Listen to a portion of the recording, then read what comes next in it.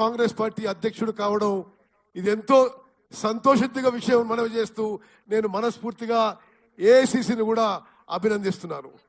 సామాజిక న్యాయం అనేది కాంగ్రెస్ పార్టీలో అణువున ఉంటుందని చెప్పి మరోమారు నిరూపించబడ్డది. తెలంగాణలో, ఆంధ్రాలో, ఇతర పార్టీల్లో ఒకే కుటుంబానికి, ఒకే సామాజిక వర్గానికి చెందిన అధ్యక్షులు.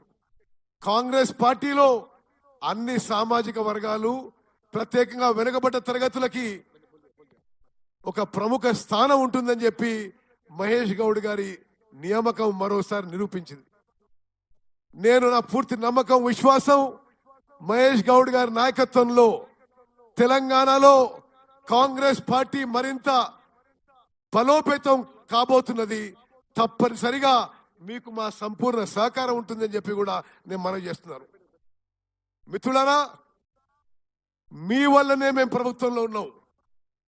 కాంగ్రెస్ నాయకులు, కార్యకర్తలు ఈ రాష్ట్రంలో మీ రక్తం, చెమట, మీ శ్రమ, మీ త్యాగం ఎవరో మర్చిపోమని చెప్పి నేను మనవి చేస్తున్నాను. సుదీర్ఘకాలంగా, దశాబ్ద కాలంగా పోరాటం చేసి మొన్న కాంగ్రెస్ పార్టీ అధికారంలో వచ్చింది. ఎప్పుడు కూడా కాంగ్రెస్ పార్టీకి త్యాగం చేసిన వాళ్ళు, కష్టం చేసిన వాళ్ళు కాంగ్రెస్ పార్టీ మర్చిపోదని చెప్పి మహేష్ గౌడ్ గారి నియామకం మరోసారి నిరూపించబడిందని చెప్పి నేను చేస్తున్నాను. దేశంలో రాజకీయాలు చూసినా క్రమక్రమంగా మొన్న పార్లమెంట్ ఎలక్షన్స్ తో నరేంద్ర మోదీ, బీజేపీ గ్రాఫ్ తగ్గిపోతూ కాంగ్రెస్ పార్టీ, రాహుల్ గాంధీ గారి గ్రాఫ్ ఏ విధంగా పెరుగుతుందో మీరు గమనిస్తున్నారు. నిస్సందేహంగా వచ్చే పార్లమెంట్ ఎన్నికల్లో కాంగ్రెస్ పార్టీ గెలిచి రాహుల్ గాంధీ గారు ప్రధానమంత్రి కాబోతుందని చెప్పి నేను మనం చేస్తున్నాను. దానికి మన అందరం కూడా అన్ని విధాలుగా కష్టపడి పనిచేయాలని చెప్పి మనం చేస్తూ సెప్టెంబర్ 17వ తారీఖు 3 రోజుల్లో జరగబోతుంది. నేను 2 విషయం మనవి చేస్తా. ఆనాడు నిజాం నుంచి విముక్తి చెంది భారతదేశంలో విలీనమైన హైదరాబాద్ రాష్ట్రానికి ఈనాడు తెలంగాణ ఇచ్చిన దానికి రెండిటికి బీజేపీకి సంబంధమే లేదు. భారతదేశానికి ఆగస్టు 15, 1947లో స్వాతంత్రం వస్తే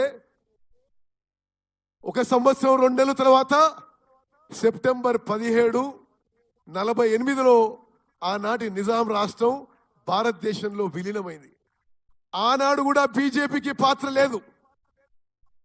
ఈనాడు కూడా తెలంగాణ రాష్ట్రం ఏర్పడడంలో కేవలం కాంగ్రెస్ పార్టీ పాత్ర ఉంది. నేను ఎందుకు మనవి చేస్తున్నా అంటే 17 సెప్టెంబరు బీజేపీ వాళ్ళు దాని గురించి ఏదేదో ప్రకటనలు చేస్తూ కేంద్ర హోంమంత్రి అమిత్ షా గారు వచ్చి హైదరాబాద్ లో ఏదో ఫంక్షన్ చేస్తున్నాడు. అసలు బీజేపీకి ఆనాడు నిజాం రాష్ట్రం భారతదేశంలో విలీనం కావడానికి కానీ ఈనాడు తెలంగాణ రాష్ట్రం ఏర్పాటు కావడానికి ఏమీ సంబంధం లేదు అనే విషయం మనం జనంలోకి స్పష్టంగా తీసుకుపోవాలని చెప్పి మీ అందరికీ మనవి చేస్తూ, మరి మరోసారి మహేష్ గౌడ్ గారికి మనస్ఫూర్తిగా నా అభినందనలు, నా శుభాకాంక్షలు తెలియజేస్తూ వారికి అన్ని విధాలుగా మా సహకారాలు ఉంటాయని చెప్పి కూడా మనవి చేస్తున్నాను, ముగిస్తున్నాను. జై హింద్, జై కాంగ్రెస్.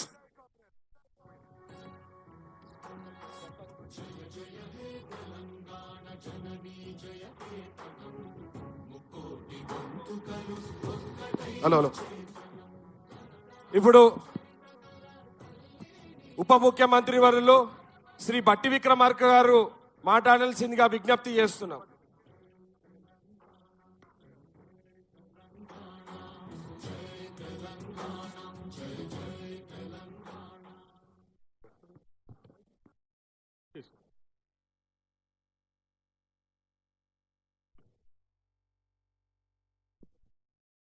సోదరులు, నూతనంగా రాష్ట్ర కాంగ్రెస్ కమిటీ అధ్యక్షులుగా బాధ్యత చేపట్టినటువంటి శ్రీ మహేష్ కుమార్